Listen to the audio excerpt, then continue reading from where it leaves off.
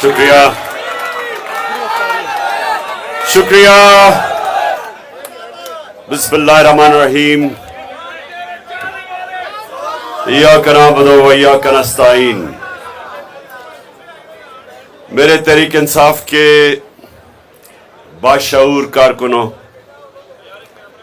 आज हमारी आखिरी इफ्तारी है और इसमें मैं ख़ास तौर पे अपने कारकुनों को खराज तहसीन पेश करना चाहता हूं।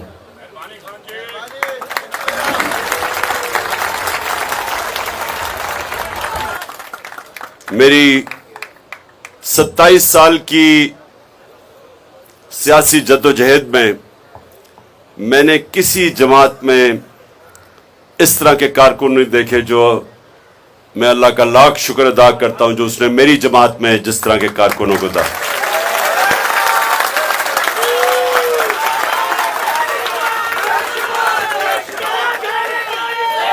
थोड़ी अभी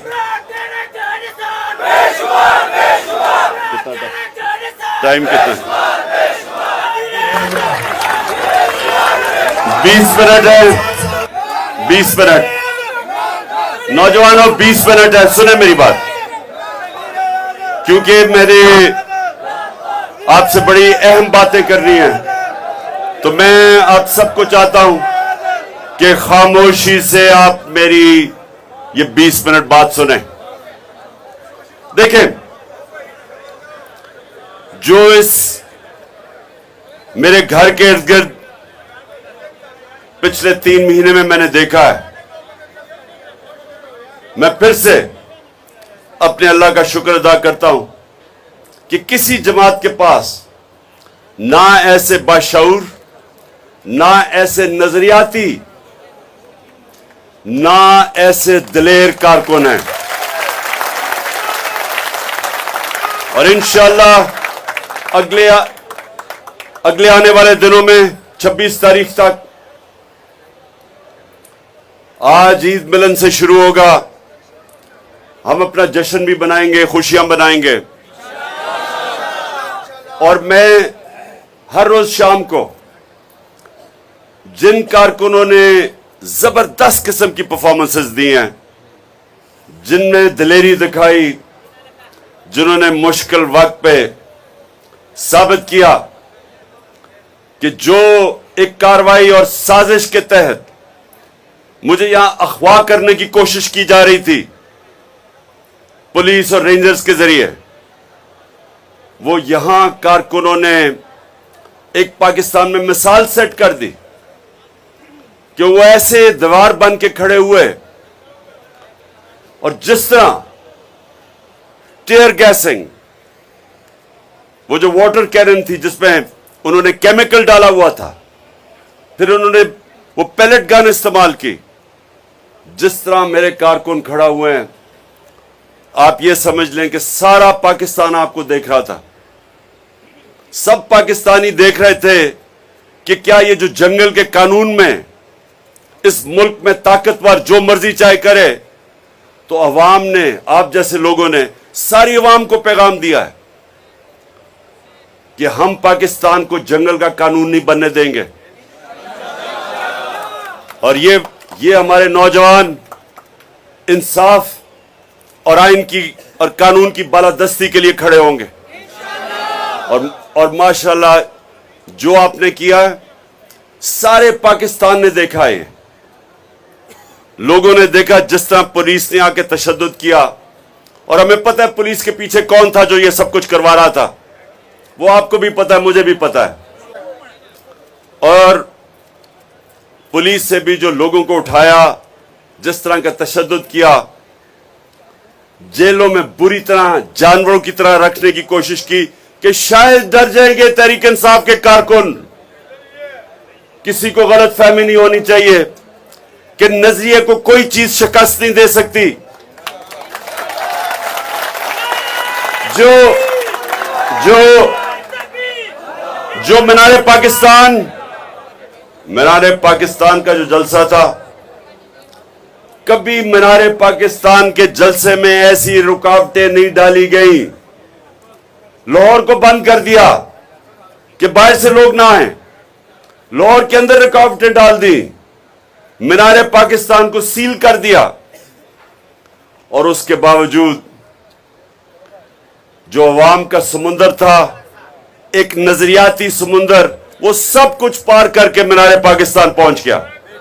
पानी खड़ा हुआ था ग्राउंड में, उसके बावजूद ये जो पाकिस्तान बदला हुआ पाकिस्तान है, हम एक कौम बन रहे हैं, हजूम से एक पाकिस्तानी कौम बन रही है।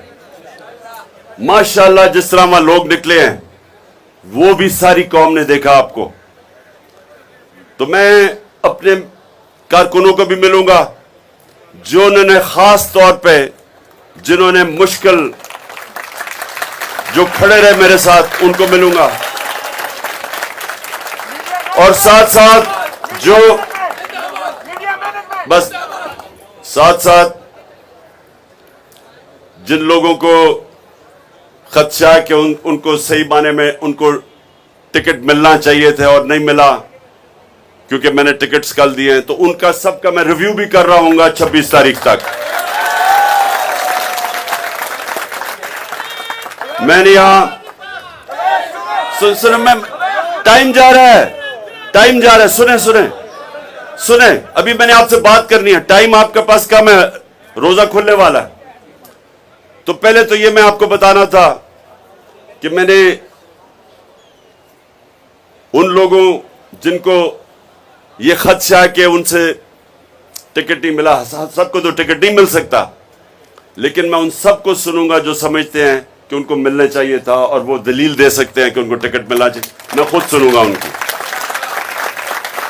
और ये हर इंसान, हम आखिर में इंसान है और इंसान से गलतियां होती हैं, लेकिन इंशाअल्लाह मेरिट के ऊपर मैं पूरा चल के कोशिश करूंगा कि सबको हम सेटिस्फाई करें। और कल शाम से शुरू हो रहा है, फिर से आप सबके लिए हर रोज एंटरटेनमेंट होगी, यहां कवालियां होंगी, हम इनवाइट करेंगे और से बाहर लोग जो कि हमारे नजरिए से मिलते हैं, अरफाना कलाम होगा। तो इंशाल्लाह आपका ये अच्छा 26 तक आपका अच्छा टाइम गुजरेगा यहाँ।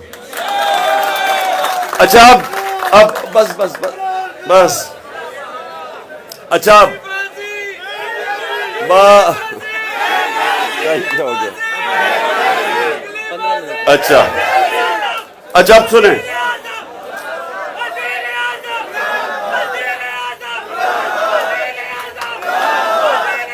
बस बस बस हमारे पहले अली जैदी को, अली मीन को, सोशल मीडिया के हमारे नौजवानों जिसमें अता एक है, उनको उठाया। ये सारा खौफ फैलाना चाहते हैं, और फिर से सबको पता है इनके पीछे कौन है। हम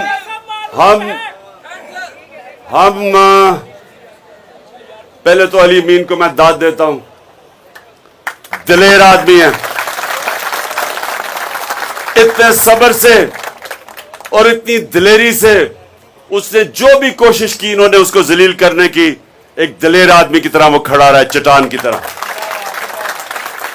और मैं इंसानों को पैगाम पहुंचाना चाहता हूं, जो ये समझ रहे हैं कि ये खौफ फैला के और ये जेलों में लोगों को डाल के, जो ये समझ रहे हैं कि इससे ये जो हकीकी आजादी का जज्बा है ये खत्म हो जाएगा या कम हो जाएगा, मैं उनको पैगाम देना चाहता हूं कि आपसे ज्यादा अहमक और बेवकूफ लोग है ही नहीं। कभी भी नजरिया, जब एक नजरिए का वक्त आ जाए, कभी भी इस तरह की हरकतों से वो नहीं रुकता। ईस्ट पाकिस्तान को हमने गवाया, ईस्ट पाकिस्तान में एक जमात इलेक्शन स्वीप कर गई, पाकिस्तान के सबसे साफ और शफाफ इलेक्शन हुए, वो सारा ईस्ट पाकिस्तान में इलेक्शन जीत गई अवामी लीग।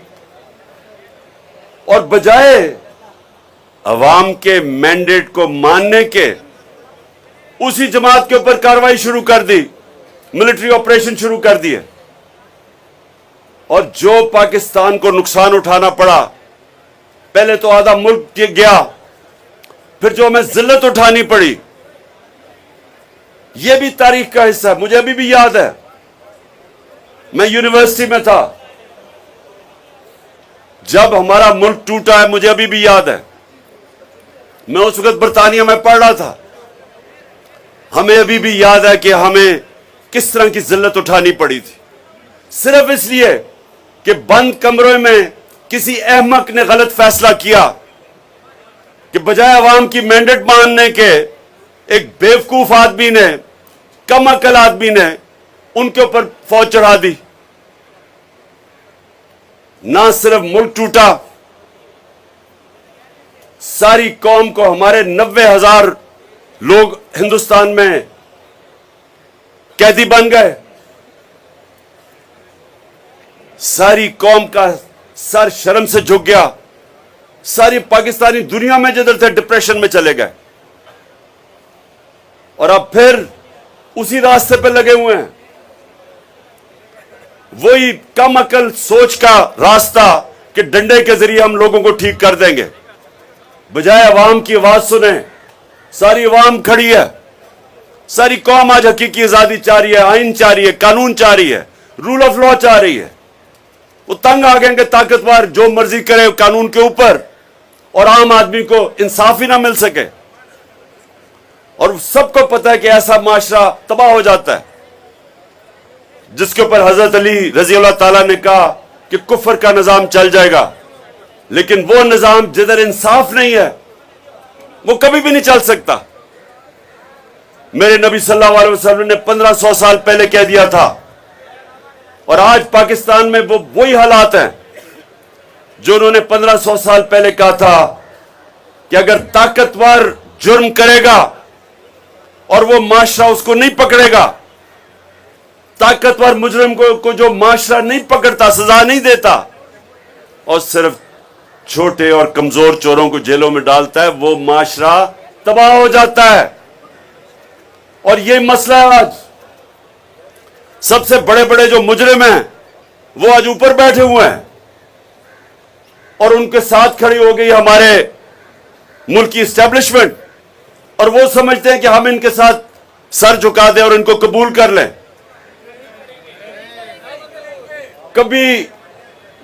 कभी ये सोचा है कि हमें ये कौम को भेड़ बकरियां समझ के चोरों को ऊपर बैठा के और कहें कि हम इनको कबूल कर लेंगे?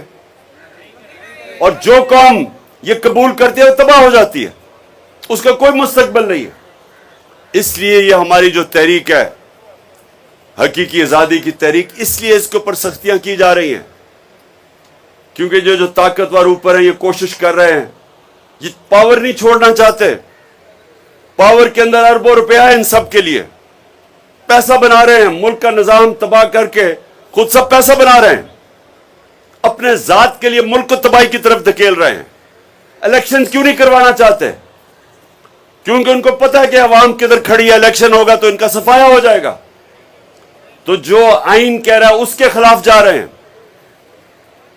सुप्रीम कोर्ट के फैसले के खिलाफ हर किस्म की धमकियां दी जा रही हैं चीफ जस्टिस को, सुप्रीम कोर्ट को, सिर्फ अपनी जात को बचाने के लिए। देखिए नौजवानों, ये याद रखें, जब एक कौम अपने आइन से पीछे हटती है और वो कौम सुप्रीम कोर्ट के फैसले नहीं मानती, उसके बाद वहां कानून खत्म होता है और जंगल का कानून आ जाता है। ताकतवर जो मर्जी चाहे करे, और आम आदमी को जब इंसाफ नहीं मिलता, वो माशरे का कोई मुस्तकबिल नहीं है। तो आप समझ जाएं कि आप अपने और अपने बच्चों के मुस्तकबिल की आज जंग लड़ रहे हैं।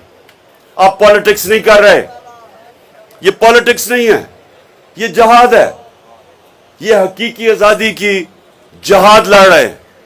और इसलिए आजादी की अल्लाह ने इतनी अहमियत रखी है, हमारे दीन में आजादी की जद्दोजहद की इतनी अहमियत अल्लाह ने इसलिए रखी है कि आजाद कौम ही की परवाज ऊपर है, गुलाम ऊपर नहीं जा सकते।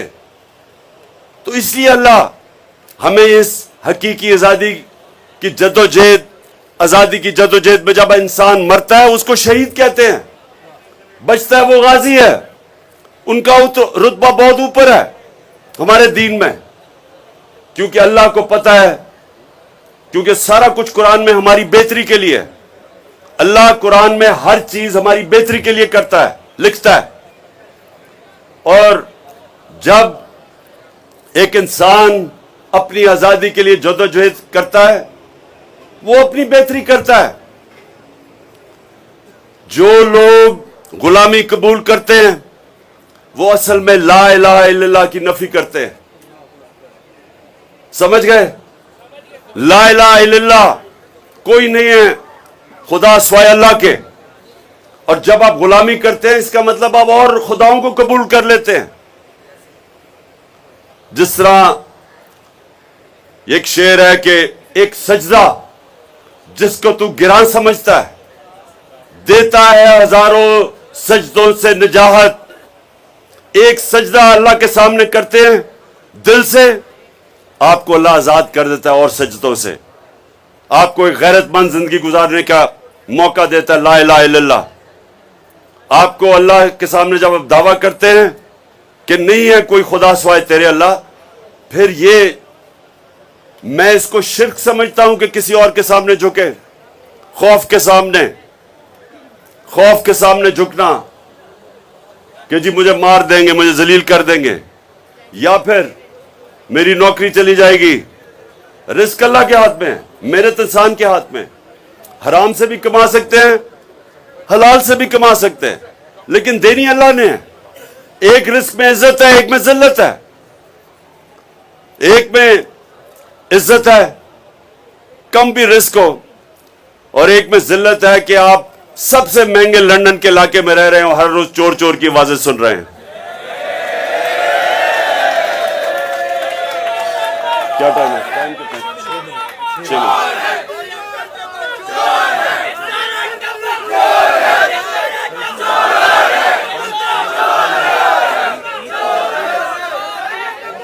अच्छा, अब ईद के लिए कल हम नमाज पढ़ेंगे ईद की, और उसके बाद कल शाम को, हाँ सुबह 9 बजे नमाज है, और आज रात को 11 बजे चांद रात की हम पूरी सेलिब्रेशन कर रहे हैं सात वाली जगह पे। हाँ, बैरून मुल्क पाकिस्तानी उनको हम नहीं, उधर जो मगरब में है उन सबको ईद मुबारक कहते हैं। उनकी ईद हो चुकी है। क्या हमारा चांद नजर आ गया।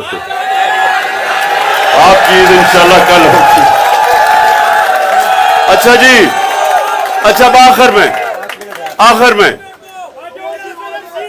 आखिर में क्योंकि आप सब ने लीडर बनना है, ये 4 सिफ्तें अब मैंने लीडर की आपसे पूछूंगा। मैं देखता हूं कि कितनों में इतना शौर आ चुका है। सबसे पहली सिफ्त,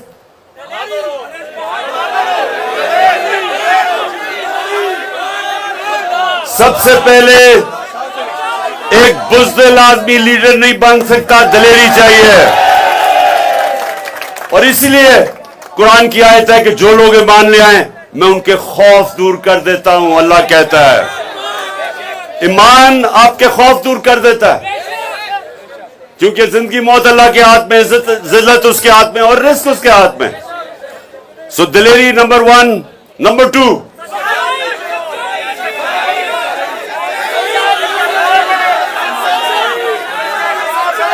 क्या? सदाकत, सच्चाई। एक झूठा आदमी लीडर नहीं बन सकता। लोग उसकी इज्जत नहीं करते। लीडर तो तब होता है जब उसके पीछे लोग उसकी इज्जत करें। तो एक अगर झूठ बोलने वाला या बुज़दिल आदमी उसकी इज्जत नहीं करते। और नबी सल्लल्लाहु अलैहि वसल्लम ने एक दफा एक बूढ़े कुरैश ने पूछा कि नबी मुझे एक बात बता दें कि मैं अपनी आदतें भी ना छोड़ूं, और अगर एक बात बता दें मुसलमान होने के लिए तो वो क्या होगी? नबी ने कहा सच बोला करो। सो सच्चाई और दलेरी। तीसरी,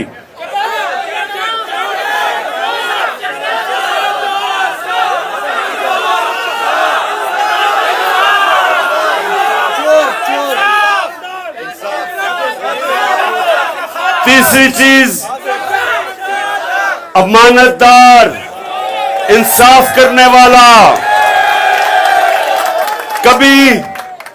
कभी जो आदमी इंसाफ नहीं करता लीडर नहीं बन सकता। वो सिफारिशी ले आता है। जो शरीफ होते हैं वो सिर्फ शरीफों को ऊपर लेके आते हैं, जरदारी भुट्टो को लेके आते। लेकिन लीडर इंसाफ करता है, मेरिट लेके आता है, मेरिट पे लोगों को ऊपर लेके आता है। अच्छा, और चौथा ये, अच्छा अब चौथा किसी को नहीं पता होगा, बताओ चौथी क्वालिटी क्या है?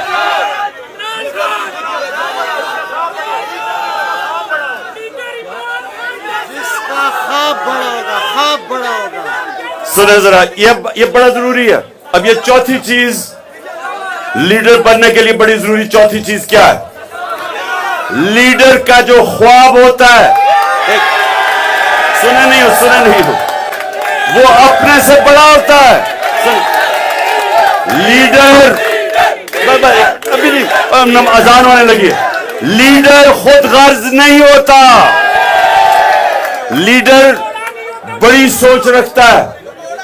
हमारे नबी सल्लल्लाहु अलैहि वसल्लम, उनको खिताब था रहमतुल लिल आलमीन, सब इंसानों के लिए रहमत बन के आए थे।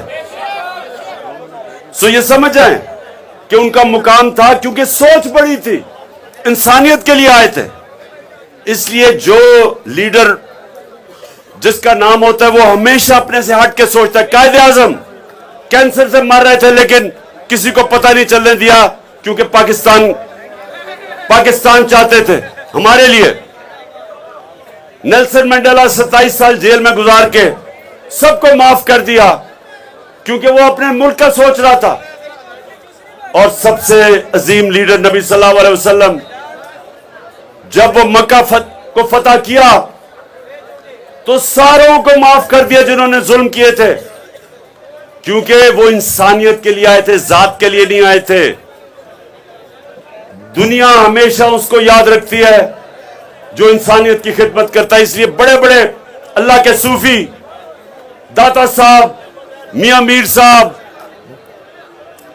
बाबा बुल्ले शाह,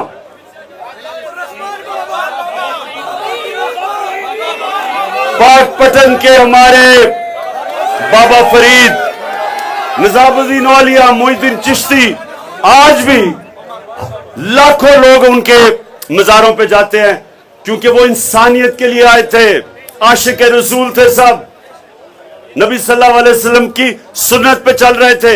आज भी और हमेशा लोग उनकी इज्जत करेंगे। इसलिए कभी बादशाहों के मज़ारों पे कोई नहीं आता, पैसे वाले लोगों के मज़ारों पे नहीं आता, उन पे आता है। अच्छा, ये दुआ करें। नंबर 1, सबसे पहली कि अल्लाह पाकिस्तान को मदीना के रियासत के असूलों पे एक अजीम कौम बना दे। अल्लाह पाकिस्तान में अदल और इंसाफ कायम करके हमें हकीकी तौर पे आजाद कर दे। और अल्लाह पाकिस्तान को वो मुल्क बना जिधर कोई इंसान भूखा ना सोए। और चौथी चीज कि अल्लाह पाकिस्तान को इतना खुशहाल कर, हमारी जद्दोजहद से हकीकी आजादी की यहां कायम करके इतना खुशहाल कर पाकिस्तान को कि बाहर से लोग पाकिस्तान में नौकरियां ढूंढने आए। आमीन। अज़ान मग़रिब।